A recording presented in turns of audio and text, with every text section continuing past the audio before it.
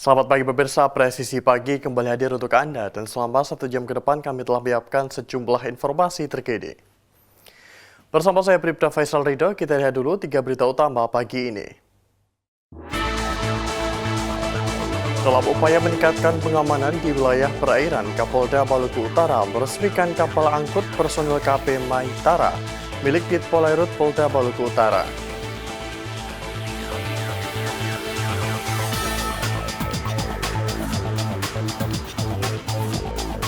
Kapolda Jawa Barat menghadiri agenda penyerahan bantuan ketahanan pangan oleh Menteri Pertahanan dan Panglima TNI kepada masyarakat Jawa Barat.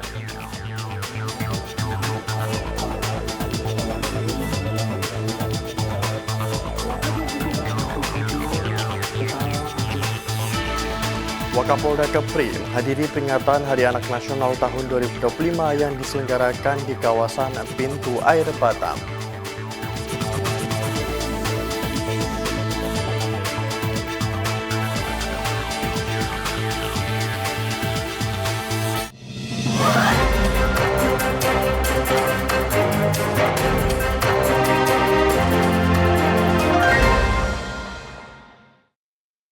Satreskrim Polres Metro Jakarta Barat mengungkap sindikat produksi dan perdagangan oli palsu di wilayah Meruya Selatan.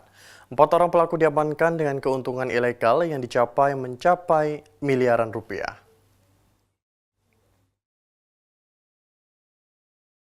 Polisi menemukan sebuah bangunan dijadikan tempat produksi oli palsu di Jalan Meruya Selatan, Kembangan, Jakarta Barat.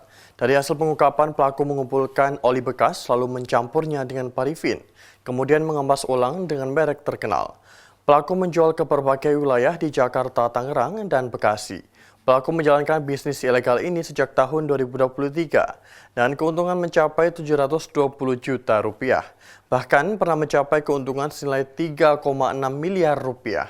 Atas perbuatannya, pelaku terancam hukuman 5 tahun penjara dan denda miliaran rupiah. Kemudian untuk modus operandi yang dilakukan oleh para pelaku melakukan produksi dan perdagangan produk oli mobil dengan bahan oli bekas yang sudah dilakukan penyaringan secara manual maupun secara elektronik, kemudian dicampur dengan cairan parafin.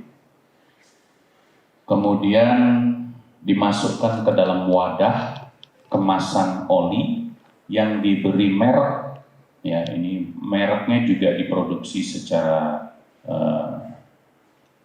tidak dikeluarkan oleh pihak yang berwenang, oleh pemilik mereknya. Jadi mereka memasang di kemasan itu oli merek Shell, Castrol, Honda, dan Toyota.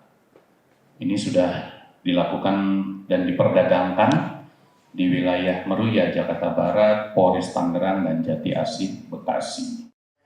Direktorat Tindak Pidana Ekonomi Khusus Bareskrim Polri mengungkap tindak pidana perlindungan konsumen terkait beras yang tidak sesuai standar mutu pada klaim kemasan. Pada Kamis 24 Juli 2025 di lobi utama Bareskrim Polri, Jakarta Selatan.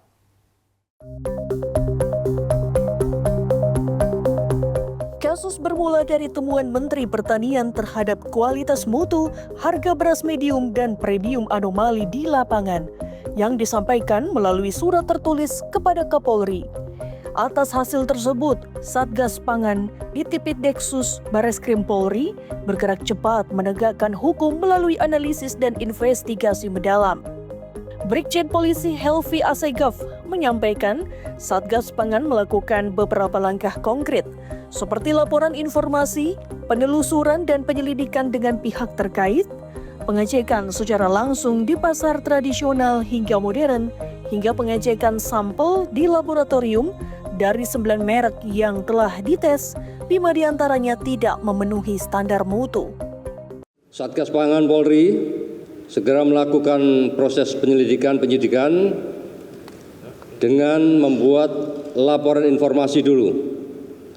Dengan melakukan penyelidikan terhadap 212 merek tersebut, kita lakukan penelusuran bekerja sama dengan kementerian terkait, mendapatkan data sampai dengan hari ini ditemukan ada 52 PT sebagai produsen beras premium dan 15 PT sebagai produsen beras medium. Dari temuan tersebut, Satgas Pangan Polri telah menindaklanjuti dengan melakukan penyelidikan yang meliputi pengecekan ke lapangan baik kepada pasar tradisional maupun pasar modern untuk pengambilan sampel beras premium maupun medium. Kemudian kita melakukan pengecekan atas sampel tersebut ke laboratorium, yaitu Laboratorium Penguji Balai Besar Pengujian Standar Instrumen Pasca Panen Pertanian.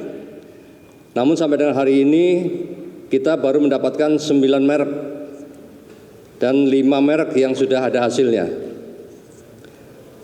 yaitu beras premium yang tidak memenuhi standar mutu. Sehingga kita lanjutkan untuk membuat laporan polisi tersebut dan melakukan proses penegakan hukum lain terhadap produsen maupun hasil daripada temuan yang telah disampaikan oleh ahli dari laboratorium. Penyidik juga melakukan penggeledahan di beberapa produsen yang terindikasi melakukan tindak pidana ini, seperti gudang PT FS di Jakarta Timur, Subang, Jawa Barat, gudang PT PIM di Provinsi Banten, serta pasar beras Indo Cipinang, Jakarta Timur. Hasilnya ditemukan beras premium dengan merek yang tidak sesuai standar mutu pada merek tersebut. Atas perkara ini, status penyelidikan naik menjadi penyidikan. Ditipideksus berhasil mengamankan beberapa barang bukti berupa 200 ton beras premium dan medium ukuran 2,5 kg dan 5 kg berbagai merek hingga dokumen hasil pengecekan laboratorium. Pelanggar diancam pidana pasal 62 Junto pasal 8 ayat 1 huruf A dan F Undang-Undang Nomor 8 Tahun 1999 Perlindungan Konsumen, hukuman maksimal 5 tahun penjara dan denda 2 miliar rupiah, serta pasal tindak pidana pencucian uang maksimal 20 tahun penjara dan denda 10 miliar rupiah. Brigjen Polisi Helvi Assegaf menegaskan, Satgas Pangan selaku penyidik akan melakukan tindak lanjut berupa pemeriksaan saksi-saksi dari pihak korporasi melalui gelar perkara, mengembangkan perkara dugaan terhadap merek-merek lain yang tidak sesuai mutu dan takaran, hingga tracing aset atas hasil kejahatan tersebut. Rencana tindak lanjut dari Satgas Pangan selaku penyidik yaitu melakukan pemeriksaan saksi-saksi dari pihak korporasi, dalam hal ini produsen beras yang memproduksi merek tersebut tidak sesuai dengan standar mutu, melakukan gelar perkara untuk penetapan tersangka, mengembangkan perkara terhadap dugaan adanya merek-merek lain yang juga tidak sesuai dengan standar mutu dan takaran.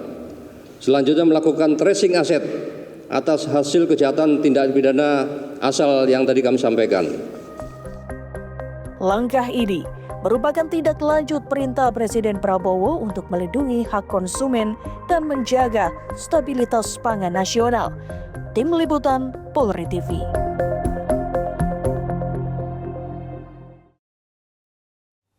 Satgas Pangan Polri di Tipideksus Barreskrim Polri menggelar konferensi pers mengenai pengungkapan kasus beras bermerek yang diduga tidak memenuhi standar mutu dan kemasan yang sesuai.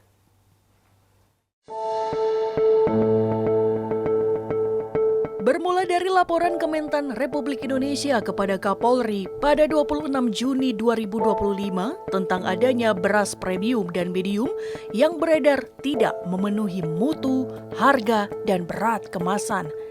Dari 268 sampel beras di 10 provinsi dengan 212 merek, terungkap lebih dari 85% beras premium dan 88% beras medium tidak sesuai standar mutu.